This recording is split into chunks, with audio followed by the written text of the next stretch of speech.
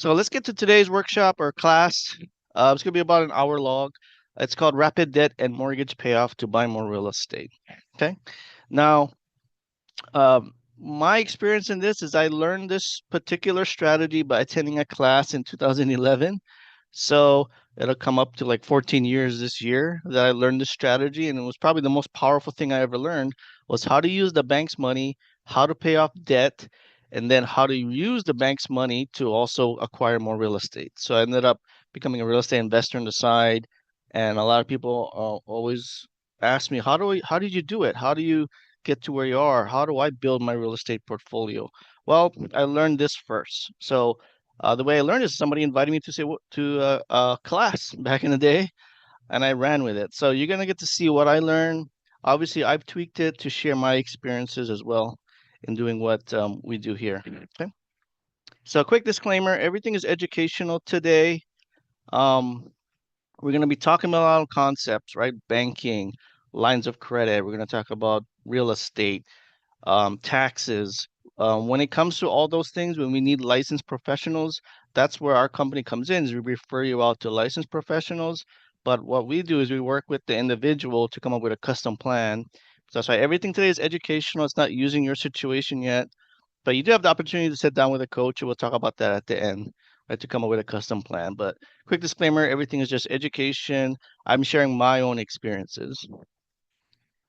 Okay, now at Unlimited Cash Flow Solutions, there's really four things that we focus on, right? We're coaching, we're strategy, we're implementation, and we're mentoring, right? And the four things we focus on is real estate, lending, business, and protection. And we cover how all of those things integrate with each other. And today we're going to be talking a lot about lending, specifically using the bank's money and debt payoff, and how did that translate to real estate. Okay. The other workshops will be other combinations of like real estate and business, protecting your assets, and all that stuff. So we recommend come and learn. We feel like information should be free, but implementation is where you get to see the results, right? And that's our specialty is implementing things. So what we've done is over the 13 years that I've been doing this, we've listened to what our clients have said as we worked and we mentored with them. They said, "Hey, I need this resource. I need that resource." Right? How do I make sure my taxes are aligned with my business? How does my business integrate with my real estate? Or how is my retirement? How do I plan my retirement to be tax free? So there's so many different facets of our finances. So what we've done is we built like an all-in-one solution. So when I work with somebody individually, and then I create what I call a roadmap. We're going to see an example of that at the end, and then we connect you with the right professionals that we've built relationships with, for like I said, over a decade, so that you save time by working with somebody here, and then we connect you with the right person that's aligned with your specific goals. So that's how we call it like an all-in-one solution. Okay. Now we're going to really talk about real estate, and on your screen here is just some of the real estate things that we've been able to do for myself. Some of these are my deals, some of these are client deals, but we're going to see how do we get to this point? How do we grow and accelerate? Well, it's going to be starting off with setting a right foundation, right? So just like building a house, setting a right foundation for your finances. We're going to talk a lot about using bank products or what we call OPM or other people's money. So whenever we borrow money, we got to make sure, or before we even apply to borrow money, we need to know what our credit score is, what our debt to income ratio is, how much can we afford, how much can we access to start any plan, and then also, do we have adequate reserves? Okay, so there's different programs, there's different lenders, there's first-time home buyer programs if you're looking to buy your first house. If you're trying to buy another house, you can use 0 to sometimes 25% down. If you're doing investment properties, I always suggest use business loans. So to integrate and make sure you're on the right path, again, part of your foundation is your team. So definitely have a solid realtor. If you don't have one, let us know. When you're buying investment properties, I actually buy property directly from real estate investors a lot of the times that have already done the work. So we have turnkey properties. So we have a team for that. We have multiple lenders. So that's why sitting down with a coach, we can determine what type of lending you need. And oftentimes we go to different banks. I'm not a big fan of going to just one bank. Oftentimes, you might just go to the bank where you have your checking account with, but they may not have the best product. So that's how we have a stable of lenders. And then to make sense of everything, that's where I come in as the coach, right?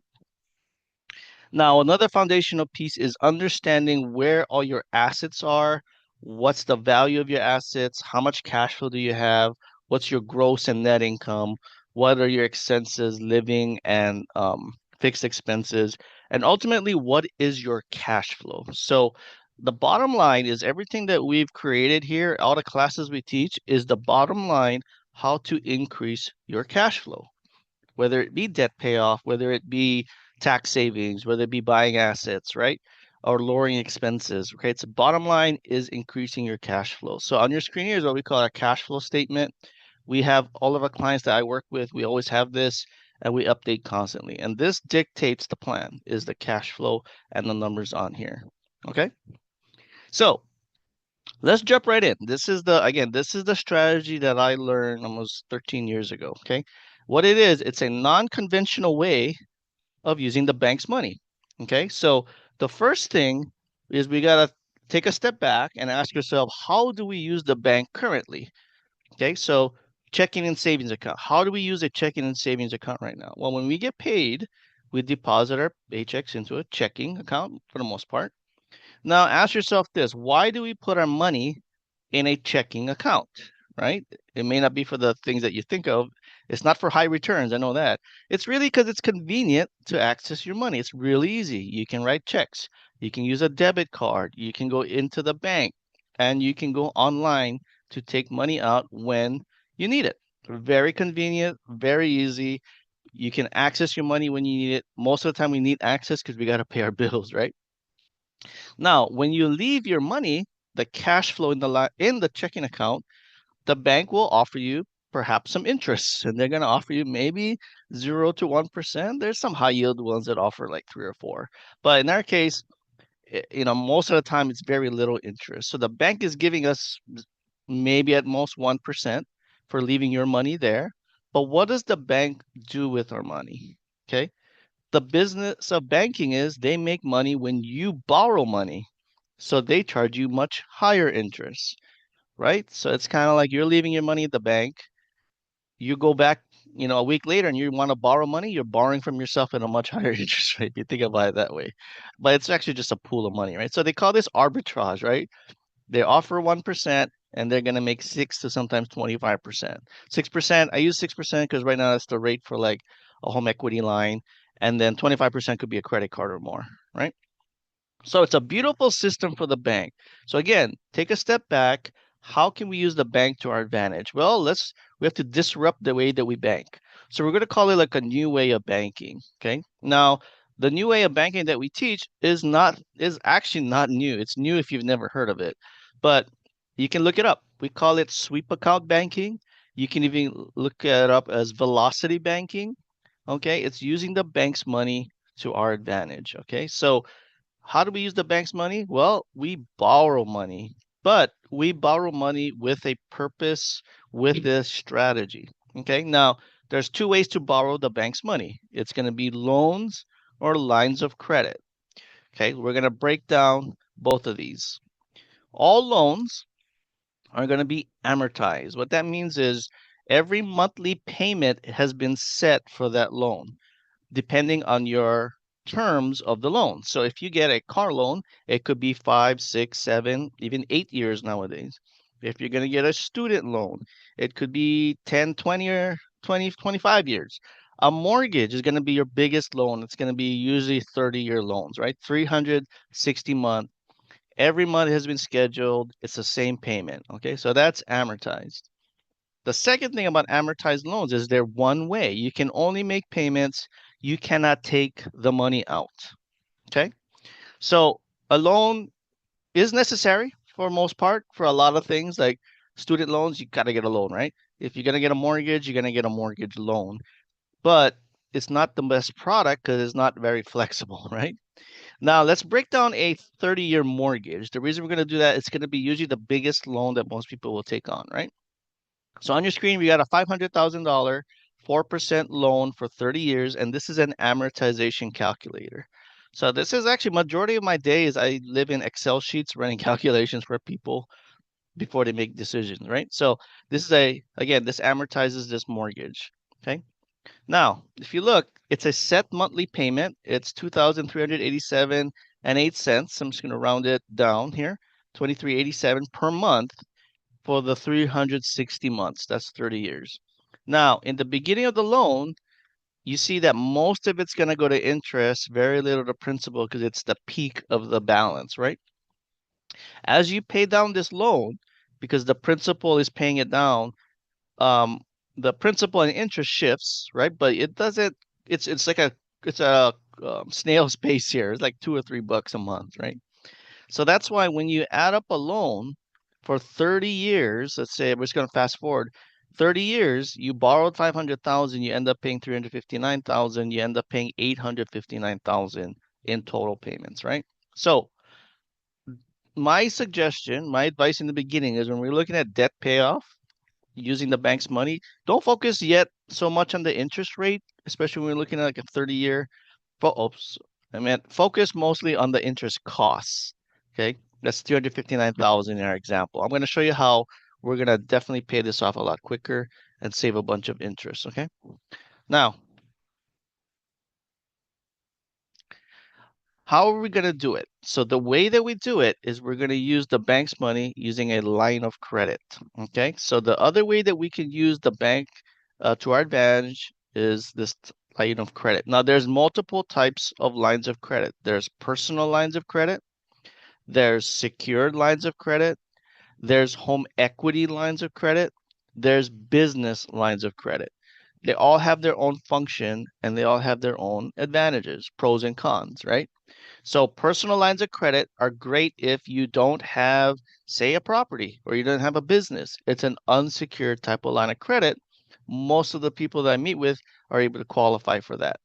When you have a house with equity, meaning the value of the house is greater than the mortgage balance, then you have equity there.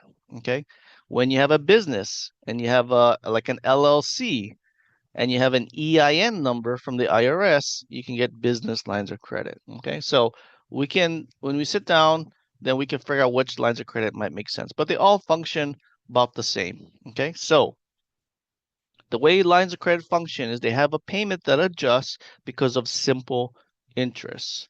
So let's take an example of simple interest. Let's say you had a line of credit for $20,000. Okay, let's say you went to your local bank. And let's say your balance on your line of credit was like $12,000.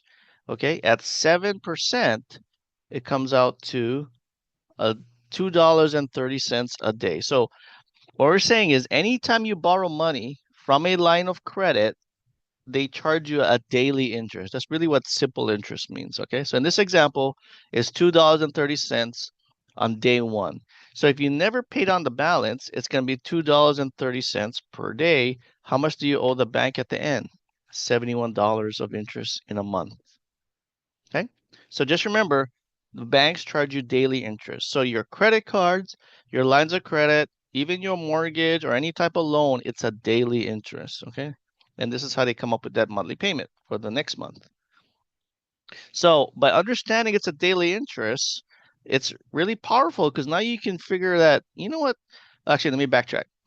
By by realizing that it's simple interest daily, imagine you made a payment to your line of credit. Let's say halfway through the month, you made a payment right here. Let's say it's $2,000.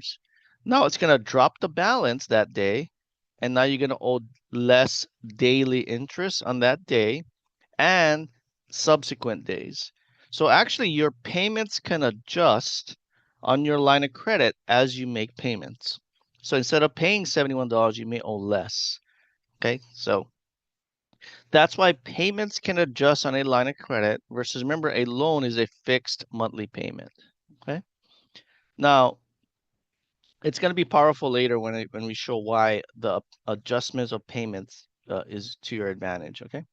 Now, lines of credit are revolving. So when you put money into a line of credit, you can take money out. It's revolving because you get the same access that you get from a checking or savings account. A line of credit, usually they'll give you checks, they'll give you a card, They might give you a card. You can always go into the bank to take out money, and then you can go online. Now, this line of credit, again, looks very similar to a checking or savings account.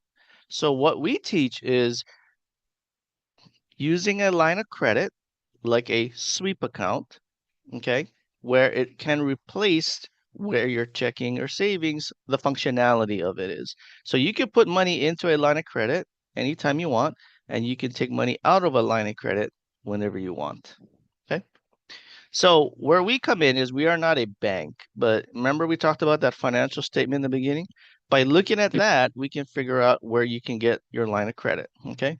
And then we come up with a plan where if you have debt, how to use that line to pay it off. So now we're going to go into debt payoff. So again, this is where we come in. We can determine what type of line, how much to apply for, which bank to go to, and then we'll come up with an individualized plan. So let's look at some examples first so we can build upon this strategy. So pretend for now that you have a $20,000 line of credit here on the right side. Now, let's say you had some debt. Let's say it could be a credit card, it could be a car, it could be a student loan. Let's say it's $12,000 and then it's $500 a month. Okay. Well, if you got this $20,000 line of credit, you could take that line of credit and actually pay it off in full. Okay. So if this was like a car loan at $500, remember it's set, it's an amortized payment. Well, if I took a line, paid it off, you eliminate that monthly payment, but now you owe the same 12,000 on your line of credit, right? But remember, we're focused on the line of credit interest payment. At 7%, we did the math earlier, it was $71 for 12,000 on my line of credit, but you've eliminated this $500 payment. So by eliminating that $500 payment, you've increased your cash flow. Okay, so cash flow again is your income minus your expense, how much you have left over. The less payment you have, the more cash flow you have. Okay, so key is increase cash flow whenever you can. Now, the second part of this strategy is that the debt, remember, it was in a loan. Now it's in a revolving line of credit. And this is where we can really make magic happen because the debt's in a revolving account. And we've also addressed one of the major issues or major points. We always want to make sure we have reserves. So in our line of credit, we've only used 12, we have 8,000 in emergency money. So oftentimes we can build emergency reserves for people. That way, they got some breathing room and we can make moves when we know we've got some backup money, right? So we only pay interest on the reserves if you use it. If you never use it, at least it's there. And that's really what reserves are for, right? So we address some of the reserves. Okay, now how do we pay off the 12? Right? Again, it didn't just disappear. It's in our line of credit. Well, if you view your line of credit, this is the way I do it. I view my line like a checking or saving. I know they're different accounts, but if you view it functionality that way, I take my income, I get my rental income, I get, my wife's income, my income. I put it into my line as soon as I can. Because if I got income for 6,000, I put it right into my line. That day, it'll drop the balance, it'll drop the daily interest, and it's most likely going to increase my credit or credit score, right? Depending on what we pay off. So now my balance went from 12,000 to 6 because I made a payment. I still have the 14,000. Actually, I have more available now, right? With 14,000. Well, that's still important because I still have to pay my bills. So if you view the line as your bill paying account, this is what I do. I take out one lump sum a month and I pay my mortgage. If I have a mortgage, pay off debt, food, utilities, rent, whatever it is, I take out what I need from my line. Only what I need, not a penny more. Because if I do that, I'm maximizing my cash flow. So here's what happens. Yes, if I take out the 4,000, I'll go up to 10. But if you take a look, I started off with 12. Now it's down to 10. Why? Because I have 2,000 of cash flow, 6,000 income, 4,000 bills, 2,000 is cash flow. Now, the traditional way we've been taught, leave your 2,000 in where? checking, or savings because you need access to it just in case. Well, this is why we get that line. You can leave your 2000 in the line and it still works for you because it's paying you you're now paying less interest and you have access to the 2000. It's in the 10,000 here, right? So this is a much better system of being able to use your money to your advantage. Because remember, the 12,000 debt, we didn't just create debt. It was actually debt that was existing, right? And we're going to talk about what to use that line of credit for in the future. But this is just strictly debt payoff for now. So how long would it take to pay off 12,000 at 2,000 a month? Roughly about 6 months, right? So if you can pay off this line of credit in 6 months with all your cash flow, now you have the full extent of the line of credit that you can access for other things. It could be paying off other debts, right? So this is why the line of credit, I call it like the Swiss Army knife, right? You can use it for reserves, you can use it for debt payoff, okay? There's so many things you can use it for. We're gonna show you more examples, okay? All right, so let's look at the net results, okay? If our debt was 12,000, it was 500 a month. By paying off that debt in a quick amount of time, we've increased our credit score, most likely, okay? We've lowered our debt to income ratio. Debt to income ratio is important because if you're going to keep borrowing the bank's money, the lower the debt ratio, the better. So a little bit of background, when your debt ratio is around 45%, that's the maximum that the bank will lend you. You can't borrow more money. Okay, so we can figure out your debt ratio when we look at your numbers. Okay, affordability, when you don't have 500 bucks, you can afford more, right? You can access that line of credit when it's paid off. You have the full 20,000 and it becomes your reserve account. All right, so that's just a small sample right there. Now, let's talk about the bigger debt. If we go now to how do we pay off a mortgage? Here's the example. Say you had a $500,000 mortgage, the one that we had in the beginning, and let's say you had a $20,000 line of credit. Obviously, you can't fit the whole thing in here, so we're going to do what we call a chunking strategy. So take chunks from the big loan and pay it off with the line. So here's an example. Let's say you borrowed 12,000 from your line and you applied it to the principal of the loan. Okay? Once you do that, your balance of 500 drops to 488. Now, it didn't magically disappear, right? The 12,000 got basically moved or transformed into the line of credit. So now, when you use that line of credit of 12,000, there is an interest cost. Don't get me wrong, it's like 71 bucks. We did that at the beginning. But that's really using the bank's money, right? OPM, other people's money. So we use the bank's money from the line to pay down the bank's money on the loan, and we still have 8,000 in reserves. Okay, now this 12,000, remember how it impacted our mortgage? So there is a cost, but let's look at the savings. So the only way to calculate the true savings of doing this strategy is to do the full amortization again, right? Just like we did in the beginning.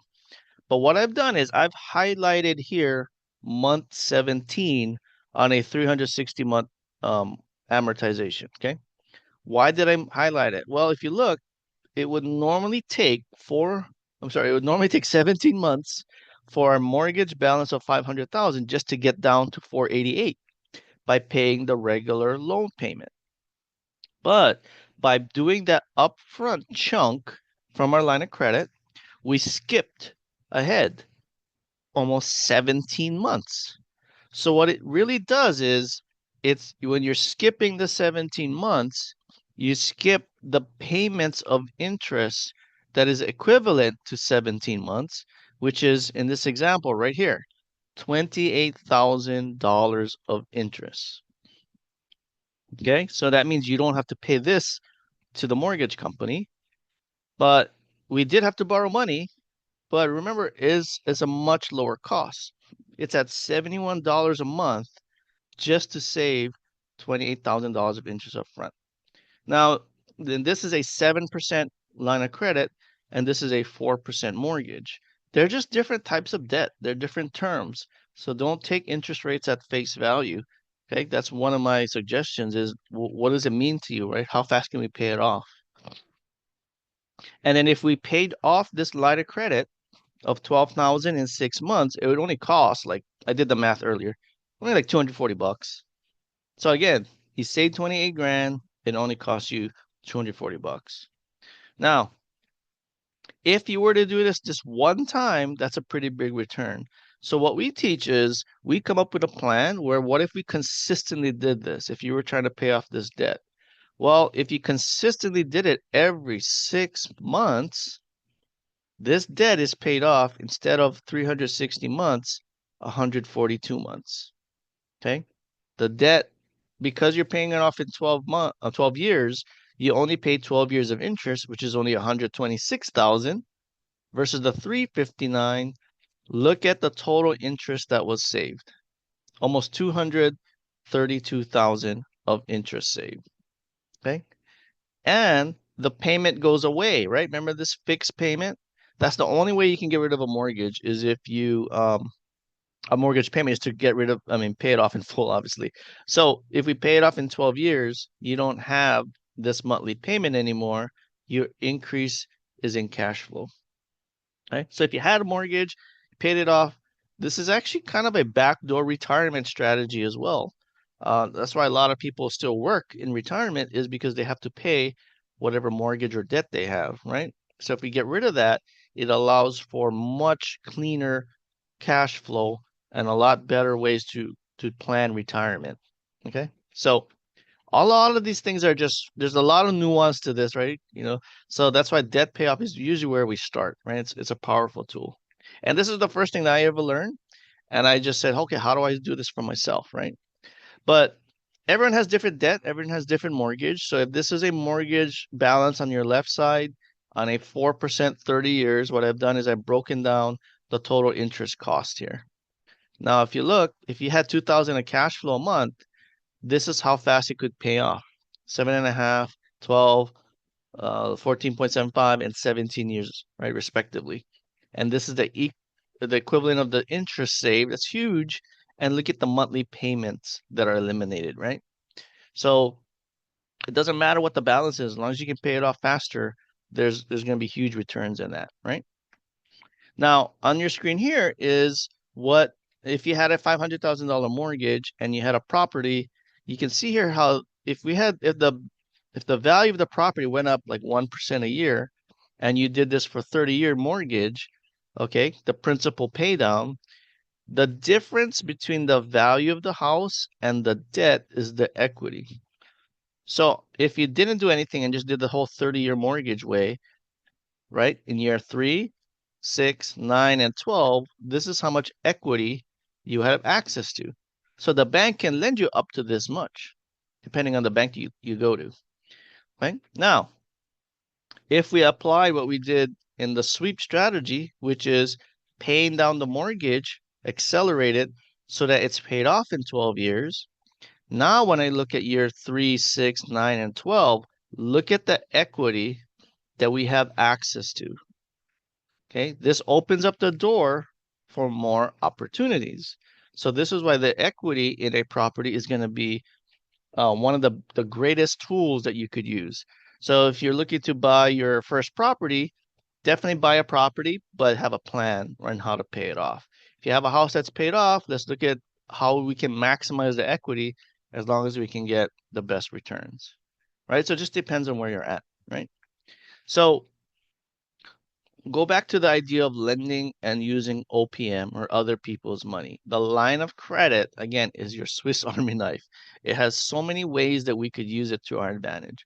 So if you don't have a property, you can use a personal line of credit. Personal lines of credit is where I started. I'm going to show you my example, but this is perfect. You can use it for a down payment, even to buy your first property. You can use it to pay down debt, so you lower your debt ratio. You can use it to pay down your mortgage if once you buy a property, so you can build equity faster. Okay, I'm going to show you how I did that myself. If you do have a property, now you can get a home equity line of credit. Usually there's going to be bigger lines of credit, lower interest rates because they're secured against your house. There's even banks that go 100% of the value of your house, right? So again, larger limit, Okay, it's a perfect strategy if you want to say you have a house now or a property now, but you're looking to upgrade. Let's say you started off with a one bedroom, now you upgrade to a second bedroom or two bedroom, now you're going to three bedroom, so on and so forth, right? So the home equity line can be used for that, right? How to grow your assets. Then the third type of line of credit is going to be your business line of credit. Again, if you have a small business, you have a rental property, right, or you own your own business, a business line of credit is key. If you have an LLC, so I highly recommend anyone getting to real estate investing or have a business, try to create an LLC because it opens up the ability to get a line of credit for your business. You can now start using that LLC or use a separate LLC if you're trying to buy like a commercial property. Okay. Commercial property and business lines of credit is going to be a different lender than like going to a traditional bank, right?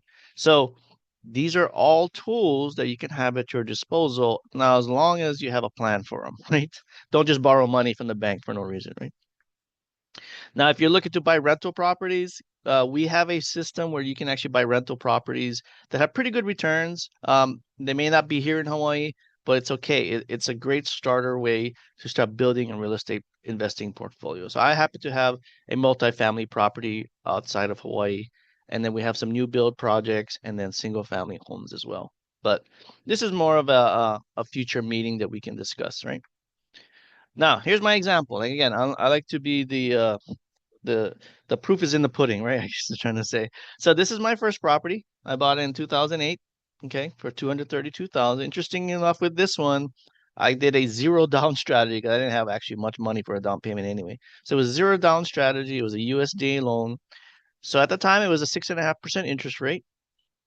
And then this is again 2011 was I got this mortgage. I'm sorry, 2008, sorry. And then 2011 is when I saw the presentation how to pay off my debt. But this is where the coach that I sat with showed me the total interest costs. And this was my motivation. I was like, wait a minute, I'm gonna pay more in interest than what I borrowed. There's got to be a better way. So once I saw the strategy, I'm like, oh, this makes sense. So I like to joke around, right? If I didn't see the strategy and how to pay off my mortgage, it would take me 30 years to pay off my house, and I would kind of look like this. So anyway, jokes aside. So what I did was I got a line of credit. The line of credit was a small amount. It was like $10,000. So I always tell people just start somewhere. It doesn't matter. I got a $10,000 line. I did a $6,000 chunk to my mortgage, and then I saved almost 33,000 of interest.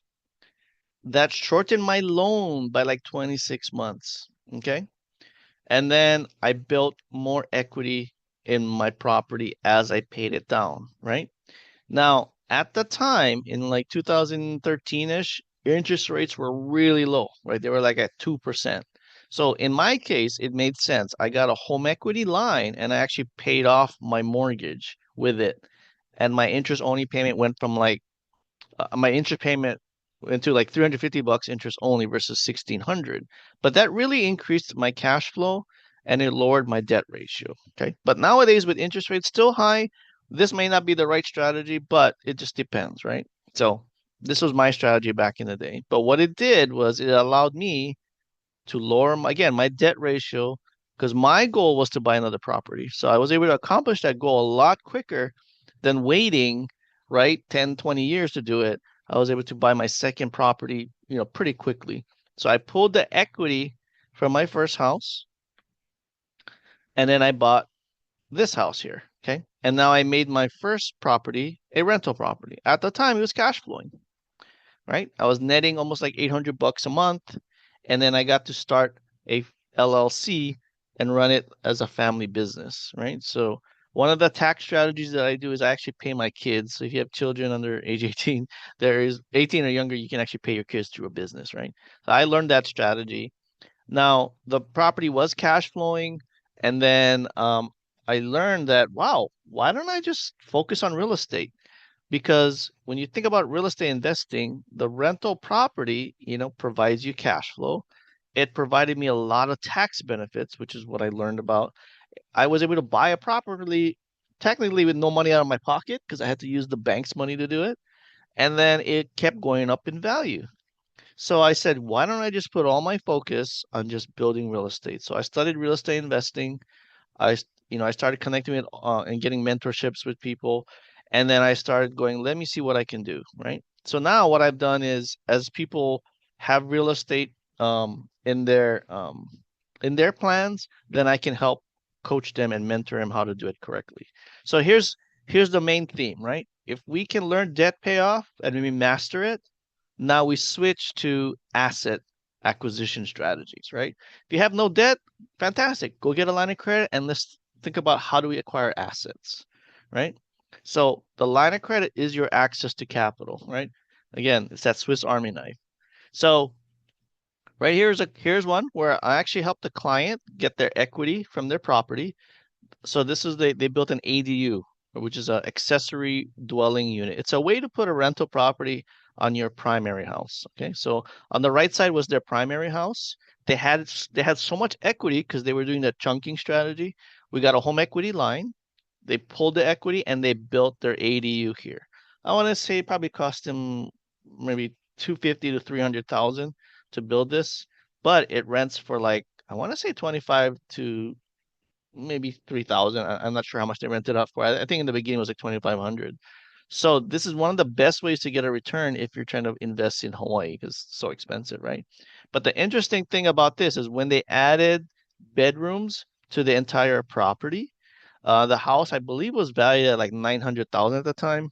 Then it skyrocketed. I think now it's probably worth like 1.5 or 1.6 because they added value to their property and they have a rental property that makes money and it saves them on taxes. So I love an ADU strategy is accessory dwelling unit. Okay. Now, if you don't have a property, you might, and then eventually you look at like a single family house, you might want to look at a house that you can build an ADU in the future. It's a pretty cool strategy.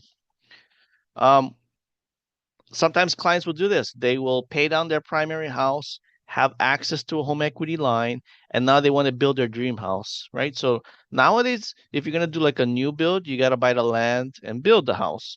Right now, it's getting tight with the banks to actually get a loan to buy land. So you almost need cash to buy land nowadays. So you use your equity from your property to buy the land, and then you can get what's called a construction loan to build it and then you do a long-term finance. But if you don't have the equity or cash, it's harder to buy land nowadays. But yeah, I have clients that do new builds, right?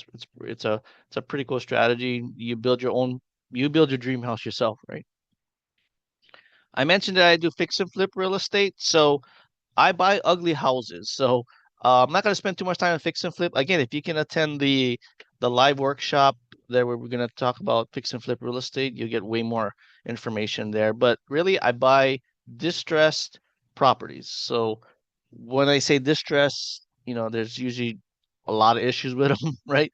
You can't get conventional financing most of the time with those, meaning it's such in bad shape the bank won't lend like a mortgage, so you have to use cash or come up with creative strategies. So luckily I was able to use my home equity line to acquire distressed properties, and then I do creative strategies or partnerships to actually renovate the properties, and then we sell them for a profit. So that's a lot of work, but it's something that, if the opportunity comes up, I have my home equity line whenever deals come up. That's why, again, it's so powerful. Now, one of the biggest strategies is to have a long-term rental property because it allows you to save money on taxes while it provides cash flow. So what I did was I actually used part of my I used my HELOC again to do a fix and flip. The money that I got back from the fix and flip, it paid off my line of credit. Then I used part of that line of credit for a down payment to buy a property using an LLC or using a business. So my business owns a property, but I used the home equity in my primary to buy that property. And this in turn provides me some fantastic returns, right? So just wanted to share a couple ideas. There's way more things that you could use a home equity line for, especially if you're looking at real estate. Um, if you're looking to buy like commercial property, we can figure out that as well, combine the HELOC with getting commercial lending. I actually had clients that get like a commercial property, commercial lending, and then they use the same strategy. You get a business line of credit to pay down the commercial property loan. There's some rules with commercial property. Again, these are for like apartment buildings or retail space, but you can take the same strategy but apply it there as well. So Again, we could be here for an hour talking about real estate investing. So we're just want to kind of give you guys some ideas, right? So I have this workshop that I do. It's called the Wealth Playbook. What it is how do we build wealth? Well, we build wealth how the wealthy do. They buy rental property, they use the bank's money, they use them to save on taxes, right? We can use the bank's money multiple ways. Again, I just showed you the sweep strategy to build equity. You can pull the equity out, create an LLC, right? A business, which provides way more tax strategy, right? Because you want to create tax-free income as much as possible. And now you try to shift all of your assets to a business because now you can get business lending. When you create a portfolio under your business, it's all asset protected from your personal side. You can then start incorporating tax-free retirement. Okay. There's a thing called a Roth conversion, which is very, very crucial so that your retirement is tax-free in the future. We have strategies for that. And then we want to protect everything. As you go on and you build your assets, you want to add layers and layers of protection, right? So this is what I call the wealth playbook. I have a whole workshop on just this, but I wanted to give you guys a sample, right? But really, we covered how banking and real estate really work together, right, in building wealth. All right, so we covered a lot of stuff. Now you might be saying, okay, well, there's a lot of information. Well, how do we what does our company do, right? So we provide education. That's why I wanted to show you guys the free workshops that we do. We have videos, YouTube videos and clips and stuff. We have tools that we provide when we start working with somebody individually. We coaching and mentoring. This is the key, right? Information again is free, but then when you start working with us, we're giving a lot of time and we're doing one-on-one and custom strategy. Okay. And then we already have a support system. So we already have network professionals, right? We have a client services, and then you get to leverage our experience and knowledge, right? Again, this is almost a culmination of 13 years right here in just this 1 hour, but there's way more to learn. Okay. So things to consider. Now, this is the last thing I want you to do is not just go off and go get a line of credit, okay? Because you might be going, wow, that's great. I go get a line of credit now. Well, there's a lot of things to consider. There's going to be, do I qualify, right? You may have good credit, you may have good income, but are you going to the right bank, right? They all have different ways of qualifying. Which strategy should I apply? Should I get the biggest line? Should I do the chunking? Should I chase the lower interest rates? It just depends. It depends on what you're trying to do. I'm concerned about interest rates. I get that a lot. Again, I've been doing this for 13 years. I was there when the interest rates are high. I was there when the interest rates are low. Interest rates are high again. It's cyclical, right?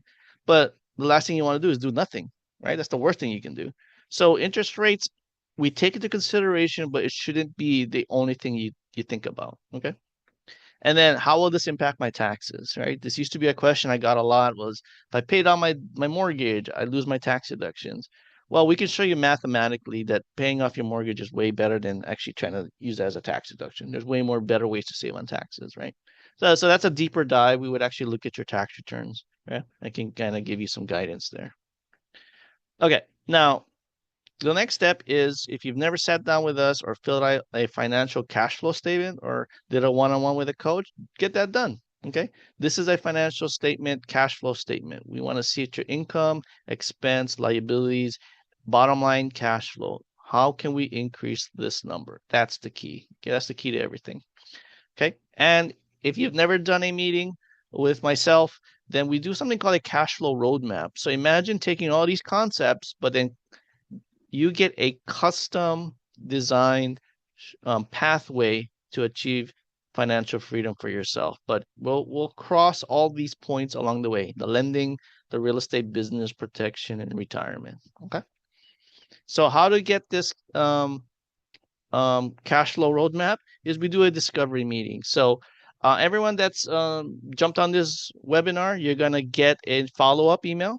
We kind of have that already ready to send out to you. If you're already working with us, schedule a client review. Okay, this is part of the service that we provide. If you've never done a discovery meeting where I've sat down with you one-on-one, either Zoom or in person, then schedule that. This is where you go here, unlimitedcfs.com/discovery. We have this online form that you can fill out. Okay, QR code, contact info, and events. Okay, continue to learn. I still attend classes. I still listen to podcasts, right? So if you missed in the beginning, here's the classes that we have coming up. Okay, Next week, Wednesday, doing a class about how to increase real estate investing returns, 10 strategies on how to do that. We're going to have another debt payoff webinar. That's going to be on Friday, 21st at 12. And then this is the big one. If you can make this and you're on Oahu, even if you're not on Oahu, if you're going to come down here, okay, I'm going to do a fix and flip workshop. It's about an hour and a half. We're going to talk about how to find deals, how to fund deals, things to consider when you're doing construction, right? How to analyze numbers, because the numbers is what makes money in real estate. Okay, because if you do it wrong in the beginning, then you're just digging yourself out of a hole. And so I've had ups and downs in fix and flip real estate. So we want to bring that to the forefront so that it's a lot more seamless if fix and flip is even something you want to do. But it's always just good to learn whether you do it or not, right? If you do any type of real estate, you're always going to have renovations. So, understanding some pointers on here can actually translate to your property that you have yourself. So, and I also encourage, please share what we do with others. Invite others to the workshops. This is how I got started. Was somebody cared enough to invite me, so now I pay it forward. I go out to in the public just to meet new people, learn about businesses, learn about individuals, and go, hey, you know what? There's probably some things that we can add value, and let's talk story. Let's have coffee. Let's do a Zoom. But yeah, I mean, I don't see any questions, but really, I appreciate everyone jumping on here. Um, I'm actually recording this, so I'm gonna post it on our YouTube, and then I'll have the office send you a link. That way, if you miss something, you want to watch it over, or you want to share it with others, I'm gonna have the office send you guys the recorded version as well, because we want to share this information with as much people as possible. So, um, yeah, I'll let you guys out early, but yes, appreciate it. Thank you for taking time, and please, schedule the next meeting or follow up with us. All right, have a good one, everybody.